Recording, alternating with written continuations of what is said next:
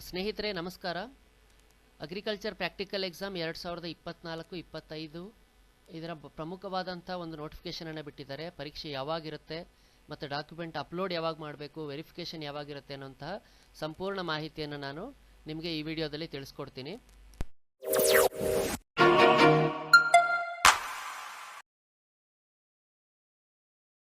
ರೈತರ ಮಕ್ಕಳಿಗೆ ಕೃಷಿ ಕೋಟಾದಲ್ಲಿ 50% ಮೀಸಲಾತಿ ಇರುವಂಥದ್ದು. ಒಂದು ಕಾಲೇಜ್ನಲ್ಲಿ ಇವಾಗ 100 ಸೀಟ್ ಇದೆ ಅಂದರೆ 50% ಮೀಸಲಾತಿ ಈ ಪ್ರಾಕ್ಟಿಕಲ್ ಎಕ್ಸಾಮ್ ಮೂಲಕ ಸೇರ್ಕೊಳ್ಳಿ. ನೀವು ಅಫಿಷಿಯಲ್ ನೋಟಿಫಿಕೇಷನನ್ನು ನೋಡ್ಬೋದು. ಇಲ್ಲಿ 1/4/2024 ತಾರೀಕು ನೋಟಿಫಿಕೇಷನ್ ಬಂದಿರುತ್ತೆ. ಈ ದಾಖಲಾತಿಗಳನ್ನು ಆನ್ಲೈನ್ನಲ್ಲಿ ಪರಿಶೀಲನೆ ಕೈಗೊಳ್ಳುವಂತಹ ನಿಟ್ಟಿನಲ್ಲಿ ಈ ಕೃಷಿ ಕೋಟಾದಡಿ 50% ಮೀಸಲಾತಿ ನಾನು ಮೊದಲೇ ಹೇಳಿದಾಗೆ 2024-25ನೇ ಸಾಲಿನ ಈ ದಾಖಲಾತಿ ಪರಿಶೀಲನೆ ಬಗ್ಗೆ ಸಂಪೂರ್ಣ ಮಾಹಿತಿ ಮತ್ತು ಪರೀಕ್ಷೆ ಯಾವಾಗಿರುತ್ತೆ ಅನ್ನೋದ್ರ ಬಗ್ಗೆ ಸಂಪೂರ್ಣ ಮಾಹಿತಿ ಈ ಅಧಿಸೂಚನೆಯಲ್ಲಿ ಅವರು ಕೊಟ್ಟಿದ್ದಾರೆ. ಈ ಆನ್ಲೈನ್ ಪರಿಶೀಲನೆ ಸಲ್ಲಿಸಬೇಕಾದಂತಹ ಇಂಪಾರ್ಟೆಂಟ್ ಡಾಕ್ಯುಮೆಂಟ್ಸ್ಗಳು ಏನೇನು ಅಂತ ನೋಡೋದಾದರೆ, CET ಅಡ್ಮಿಷನ್ ಟಿಕೆಟ್, ವಿದ್ಯಾರ್ಥಿ ಹತ್ರ ಇರುವಂತಹ CET ಅಡ್ಮಿಷನ್ ಟಿಕೆಟ್ ಬೇಕು, ಮತ್ತು ವ್ಯವಸಾಯಗಾರರ ಅಥವಾ ಕೃಷಿ ಹಾಗೂ ಕೃಷಿ ಸಂಬಂಧಿತ ಕೂಲಿ ಕಾರ್ಮಿಕ ಪ್ರಮಾಣ ಪತ್ರ, ಆಡಿ ನಂಬರ್ ಹೊಂದಿರುವಂತಹ ಒಂದು ವ್ಯವಸಾಯಗಾರರ ಅಥವಾ ಕೂಲಿ ಸಂಬಂಧಿತ ಕೃಷಿ ಕಾರ್ಮಿಕರ ಪ್ರಮಾಣ ಪತ್ರ ಇರಬೇಕಾಗಿರುತ್ತೆ. ಏನಾದರೂ ಕುಟುಂಬ ಅವಿಭಾಜ್ಯ ಕುಟುಂಬವಾಗಿದ್ದರೆ ವಂಶವೃಕ್ಷ ಪ್ರಮಾಣ ಪತ್ರ ಕೂಡ ಇಲ್ಲಿ ಇರಬೇಕಾಗುತ್ತೆ. ಕಡ್ಡಾಯವಾಗಿ ಲಗತ್ತಿಸಬೇಕು ಮತ್ತು RD ಸಂಖ್ಯೆಯನ್ನು ಹೊಂದಿರಬೇಕು. ಈ ಅವಿಭಾಜ್ಯ ಕುಟುಂಬವಾಗಿದ್ದರೆ ಮಾತ್ರ ವಂಶವೃಕ್ಷ ಬೇಕಾಗಿರುತ್ತೆ, ಅದು RD ನಂಬರ್ ಇರುವಂತಹದ್ದು. ಆದಾಯ ಪ್ರಮಾಣ ಪತ್ರ ಇರಬೇಕಾಗುತ್ತೆ, ಕೃಷಿ ಸೇರಿದಂತೆ ಎಲ್ಲ ಆದಾಯ, ಅಂದರೆ ಇದು ಕೂಡ ಆದಾಯ ಪ್ರಮಾಣ ಪತ್ರ ಕೂಡ RD ಸಂಖ್ಯೆಯನ್ನು ಹೊಂದಿರಬೇಕಾಗಿರುತ್ತೆ. ಮತ್ತು ಅಫಿಡವಿಟ್ 1 ಸಬ್ಮಿಟ್ ಮಾಡಬೇಕಾಗಿರುತ್ತೆ. ಇವಾಗ ಒಬ್ಬ ವಿದ್ಯಾರ್ಥಿಯ ಪೋಷಕರು ಅಂದರೆ ಅವರು ಏನಾದರೂ ಸಂಪೂರ್ಣವಾಗಿ ಕೃಷಿಯೇ ಅವರ ಒಂದು ಆದಾಯದ ಮೂಲ ಆಗಿತ್ತು ಅಂತಂದರೆ ಅವರು ಅಫಿಡವಿಟ್ 1 ಸಬ್ಮಿಟ್ ಮಾಡಬೇಕಾಗಿರುತ್ತೆ. ಇವಾಗ ವಿದ್ಯಾರ್ಥಿಯ ಪೋಷಕರು ಏನಾದರೂ ಕೃಷಿಯ ಜೊತೆಗೆ ಖಾಸಗಿ ವ್ಯವಹಾರ ಅಥವಾ ಇತರೆ ಆದಾಯವನ್ನು ಹೊಂದಿದ್ದಲ್ಲಿ ಅವರು ಅಫಿಡವಿಟ್ 2 ಮಾಡಿಸ್ಬೇಕಾಗಿರುತ್ತೆ. ಅವರ ತಂದೆ ತಾಯಿ ಏನಾದರೂ ಸರ್ಕಾರಿ ನೌಕರಿ ಆಗಿತ್ತು ಅಂತಂದರೆ ವೇತನ ದೃಢೀಕರಣ ಪತ್ರ ಅಥವಾ ಖಾಸಗಿ ವೃತ್ತಿಯಲ್ಲಿ ಆದಾಯದ ಪ್ರಮಾಣ ಪತ್ರವನ್ನು ಅವರು ಇದರ ಜೊತೆಗೆ ಸಲ್ಲಿಸಬೇಕಾಗಿರುತ್ತದೆ. ಅಫಿಡವಿಟ್ 2 ಯಾರಿಗೆ ಅಂತಂದರೆ ಯಾರು ಕೃಷಿಯ ಜೊತೆಗೆ ಖಾಸಗಿ ವ್ಯವಹಾರ ಇರುವಂಥವರು ಅಥವಾ ಇತರೆ ಆದಾಯಗಳನ್ನು ಹೊಂದಿರುವಂಥವರು ಮಾಡಬೇಕು. ಕೇವಲ ಕೃಷಿಯೇ ಆಧಾರವಾಗಿದ್ದಂಥ ಪಕ್ಷದಲ್ಲಿ ಅಫಿಡವಿಟ್ 1 ಇದ್ದರೆ ಮಾತ್ರ ಸಾಕು.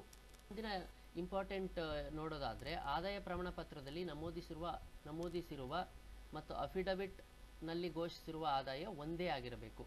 ಇವಾಗ ಇನ್ಕಮ್ ಕ್ಯಾಸ್ಟ್ ಸರ್ಟಿಫಿಕೇಟ್ ಇರುತ್ತೆ, ಅಫಿಡವಿಟ್ 1 ಅಥವಾ 2 ಇರುತ್ತೆ. ಈ ಎರಡೂ ಆದಾಯ ಒಂದೇ ಆಗಿರಬೇಕು ಅಂತ ಹೇಳ್ತಿದ್ದಾರೆ. ಮತ್ತು ಮೇಲಿನ ಎಲ್ಲ ದಾಖಲೆಗಳು ಏಪ್ರಿಲ್ 2023ರಿಂದ ಮಾರ್ಚ್ 2024ರವರೆಗೆ ಮಾನ್ಯವಾಗಿರಬೇಕು. ಇವಾಗ ಏನಾದರೂ ಕ್ಯಾಸ್ಟ್ ಇನ್ಕಮ್ ಸರ್ಟಿಫಿಕೇಟ್ನ ನೀವು ಮೊದಲೇ ತಗೊಂಡಿದ್ರೆ ಪಕ್ಷದಲ್ಲಿ 5 ವರ್ಷ ಅದು ವ್ಯಾರಂಟಿ ಇತ್ತು ಅಂದ್ರೂ ಸಹ ನೀವು ಈ ಪ್ರಮಾಣ ಪತ್ರವನ್ನು ಮಾನ್ಯ ದಿನಾಂಕದೊಂದಿಗೆ ಮರುಮುದ್ರಣ ಮಾಡಬೇಕು, ಅಂದರೆ ರೀಪ್ರಿಂಟ್ ಮಾಡಿಸ್ಕೋಬೇಕು ಈ ಡೇಟ್ನಲ್ಲಿ. ಅಂದರೆ ಏಪ್ರಿಲ್ 2023ರಿಂದ 2024ರವರೆಗೆ ನಿಮ್ಮ ಎಲ್ಲ ಸರ್ಟಿಫಿಕೇಟ್ಗಳು ಇರಬೇಕಾಗಿರುತ್ತೆ. ಮತ್ತು ಈ ಡಾಕ್ಯುಮೆಂಟ್ ವೆರಿಫಿಕೇಷನ್ ಅಥವಾ ಡಾಕ್ಯುಮೆಂಟ್ ಅಪ್ಲೋಡ್ಗೆ ಎಷ್ಟಿರುತ್ತೆ ಫೀಸ್ ಅಂತ ನೋಡೋದಾದರೆ, 1000 ರೂಪಾಯಿ ಸಾಮಾನ್ಯ ಅಭ್ಯರ್ಥಿಗೆ, 1000 ರೂಪಾಯಿ ಪರಿಶಿಷ್ಟ ಜಾತಿ ಪರಿಶಿಷ್ಟ ಪಂಗಡ ಮತ್ತು ಪ್ರವರ್ಗ 1 ವಿದ್ಯಾರ್ಥಿಗಳಿಗೆ, 500 ರೂಪಾಯಿ ಶುಲ್ಕವನ್ನು ಕೃಷಿ ವಿಶ್ವವಿದ್ಯಾಲಯದ ಅಧಿಕೃತ ಜಾಲತಾಣದಲ್ಲಿ ಆನ್ಲೈನ್ ಸೌಲಭ್ಯದ ಮೂಲಕ ನೀವು ಭರ್ತಿ ಮಾಡಬೇಕಾಗಿರುತ್ತೆ. ಶುಲ್ಕ ತುಂಬಿದ ನಂತರ ಶುಲ್ಕ ರಸೀದಿ ಮತ್ತು ದಾಖಲಾತಿಗಳನ್ನು ಸಲ್ಲಿಸಿದ ಮಾಹಿತಿಯನ್ನು ಅಭ್ಯರ್ಥಿಗಳು ಡೌನ್ಲೋಡ್ ಮಾಡಿಕೊಳ್ಳಲು ಸಾಧ್ಯ.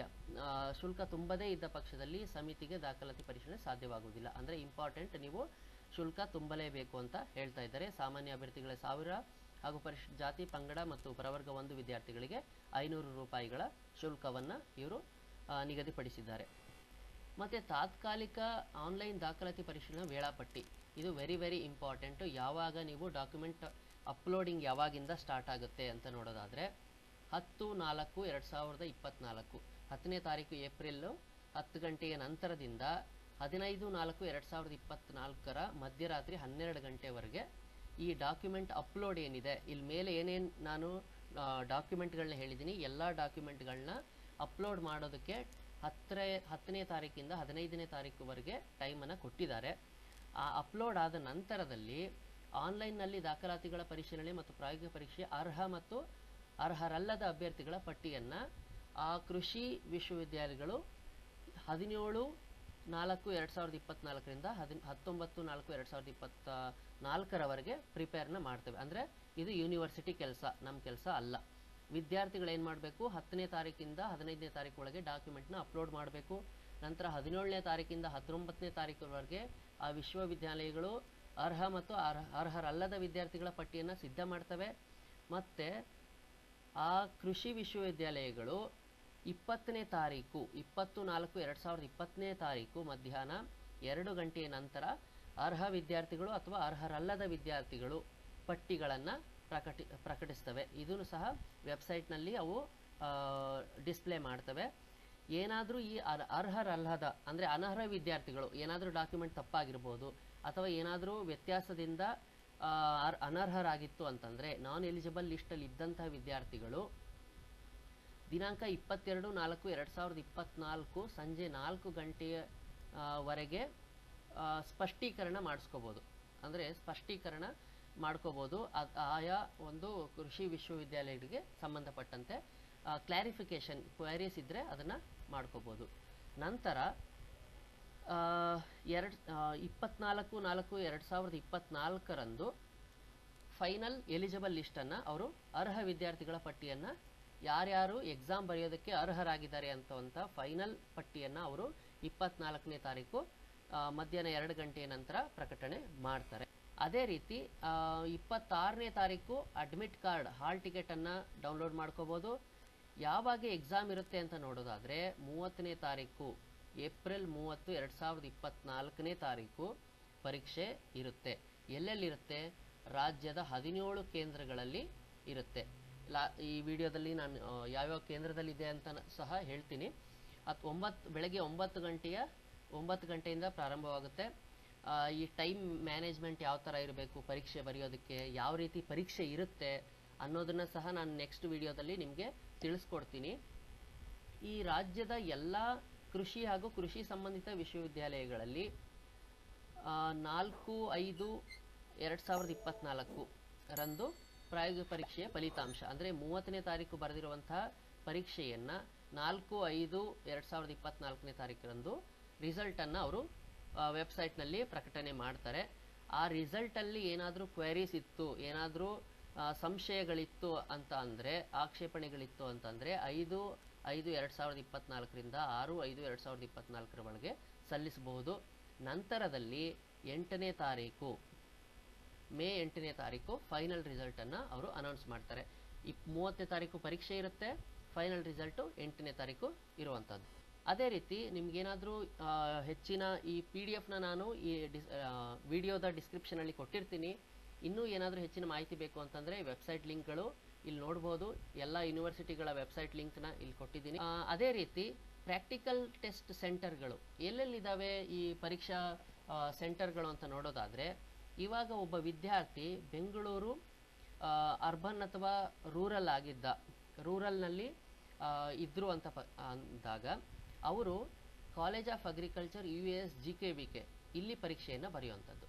ಇವಾಗ ವಿದ್ಯಾರ್ಥಿ ಏನಾದರೂ ಹಾಸನ ಜಿಲ್ಲೆ ಅಥವಾ ಚಿಕ್ಕಮಗಳೂರು ಜಿಲ್ಲೆ ಆಗಿದ್ರು ಅಂದರೆ ಅವರು ಕಾಲೇಜ್ ಆಫ್ ಅಗ್ರಿಕಲ್ಚರ್ US ಹಾಸನದಲ್ಲಿ ಅವರು ಪರೀಕ್ಷೆಯನ್ನು ಬರೀಬೇಕು.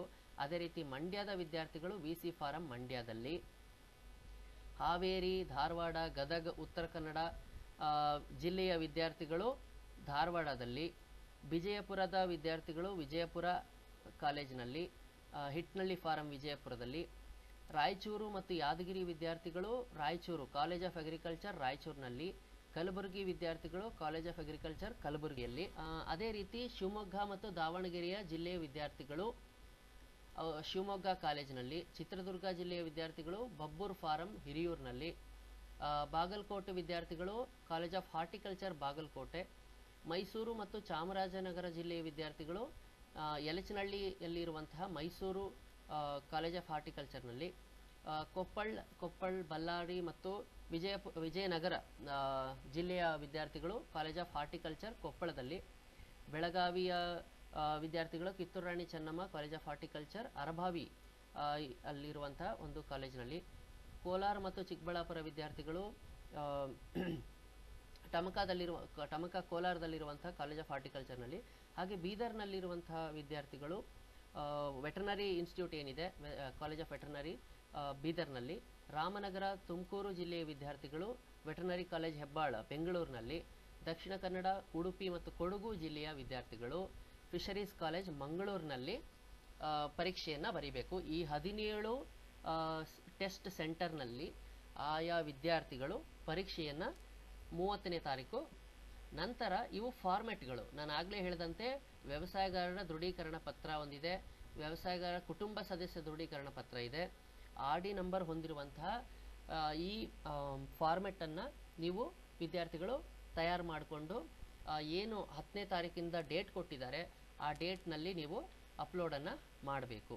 ಈ ಒಂದು ಇಂಪಾರ್ಟೆಂಟ್ ಏನು ಈ ಟಿಪ್ಪಣಿ ನೋಡೋದಾದರೆ, ವ್ಯವಸಾಯಗಾರರ ಸದಸ್ಯ ಪ್ರಮಾಣ ಪತ್ರವನ್ನು ಯಾವ ಸ್ಥಳದಲ್ಲಿ ಮೇಲೆ ಹೇಳಿದ ವೃತ್ತಿಯನ್ನು ನಡೆಸಲಾಗುತ್ತಿದೆಯೋ ಜಮೀನು ಇದೆಯೋ ಕಂದಾಯ ಇಲಾಖೆಯ ತಹಶೀಲ್ದಾರಿಂದಲೇ QR ಕೋಡ್ ಹೊಂದಿರುವ ಪ್ರಮಾಣ ಪತ್ರವನ್ನು ಮಾತ್ರ ಪರಿಗಣಿಸುವುದು ಅಂತ ಹೇಳಿದ್ದಾರೆ. ಆಗಲೇ ಹೇಳಿದಾಗೆ ಅವಿಭಾಜ್ಯ ಕುಟುಂಬದಲ್ಲಿದ್ದರು ಅಂತ ಅಂದರೆ ವಂಶವೃಕ್ಷವನ್ನು ಲಗತ್ತಿಸಬೇಕು, ಅಂದರೆ ವಂಶವೃಕ್ಷವನ್ನು ಅಟ್ಯಾಚ್ ಮಾಡಬೇಕಂತ ಹೇಳಿದ್ದಾರೆ. ಅದೇ ರೀತಿ ರಾಜ್ಯದ ಎಲ್ಲ ಕೃಷಿ ಹಾಗೂ ಕೃಷಿ ಸಂಬಂಧಿತ ಸ್ನಾತಕ ಪದವಿ ಕೃಷಿ ಕೋಟಾದ ಅಡಿಯಲ್ಲಿ ಅರ್ಜಿ ಬಯಸುವ ಆಸಕ್ತ ಅಭ್ಯರ್ಥಿಗಳು ಕೃಷಿಯೇ ಆದಾಯ ಆಗಿತ್ತು ಅಂತಂದರೆ ಅಫಿಡವಿಟ್ 1, ಕೃಷಿಯ ಜೊತೆಗೆ ಬೇರೆ ಮೂಲಗಳಿಂದ ಆದಾಯ ಇತ್ತು ಅಂದರೆ ಅಫಿಡವಿಟ್ 2 ಒದಗಿಸಬೇಕಾಗಿರುತ್ತದೆ. ಇದು ವೆರಿ ಇಂಪಾರ್ಟೆಂಟ್ ಆಗಿರುವಂಥದ್ದು. ಆಗಲೇ ಹೇಳಿದಾಗೆ ಏನಾದರೂ ಕೃಷಿಯ ಜೊತೆಗೆ ಇತರೆ ಆದಾಯ ಇತ್ತು ಅಂದರೆ ಇದು ವೇತನ ದೃಢೀಕರಣ ಪ್ರಮಾಣ ಪತ್ರ.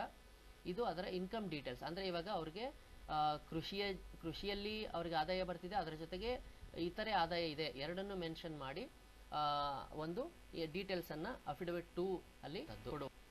ಅಫಿಡವಿಟ್ 1 ಇಲ್ಲಿದೆ on the stamp paper of 50 rupees, ಅಂದರೆ 50 ರೂಪಾಯಿಯ ಸ್ಟ್ಯಾಂಪ್ ಪೇಪರ್ ಅಲ್ಲಿ ಅಫಿಡವಿಟ್ 1 ಅಥವಾ ಅಫಿಡವಿಟ್ 2 ಮಾಡಿಸ್ಕೋಬೇಕಾಗಿರುವಂಥ. ನಂತರ ನಾನು ಆಗಲೇ ಹೇಳಿದಾಗ ಇಂಪಾರ್ಟೆಂಟ್ ಡೇಟ್ಸ್ ಇನ್ನೊಂದ್ಸಲ ನೋಡ್ಬೋಣ. ಡಾಕ್ಯುಮೆಂಟ್ ಅಪ್ಲೋಡ್ ಯಾವಾಗ ಮಾಡಬೇಕು? 10ನೇ ತಾರೀಕಿಂದ 15ನೇ ತಾರೀಕು.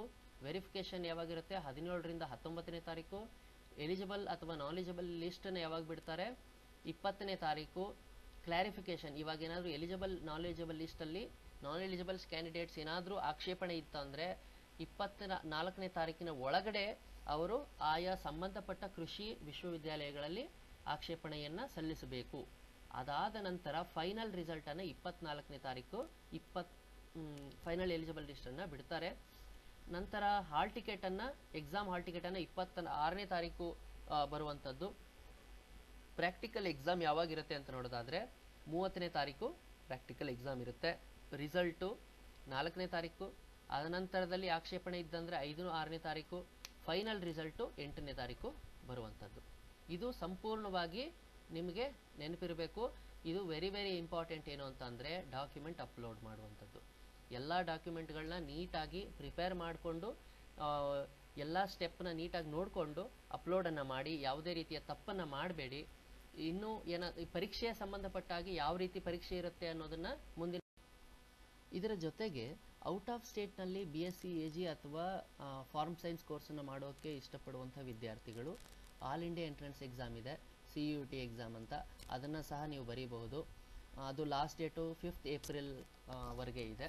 ಇದು ವೆಬ್ಸೈಟ್ ಲಿಂಕ್ ಇಲ್ಲಿ ಕೂಡ ಕೊಟ್ಟಿದ್ದೀನಿ ಮತ್ತು ಡಿಸ್ಕ್ರಿಪ್ಷನಲ್ಲಿ ಕೂಡ ಕೊಟ್ಟಿರ್ತೀನಿ. ಬ್ರೌಚರ್ನ ಓದಿ ಕಂಪ್ಲೀಟಾಗಿ ನೀವು before the last date apply ಮಾಡಿ. ಹಾಗೂ ಇದೇ ರೀತಿಯಾದಂತಹ agriculture related agriculture practical quota ಬಗ್ಗೆ ಮಾಹಿತಿಗಾಗಿ ಅಗ್ರಿಗೈಡ್ ಶ್ರೀ ಯೂಟ್ಯೂಬ್ ಚಾನಲ್ನ ಸಬ್ಸ್ಕ್ರೈಬ್ ಮಾಡ್ಕೊಳ್ಳಿ. ಅಲ್ಲಿವರೆಗೂ ನಮಸ್ಕಾರ.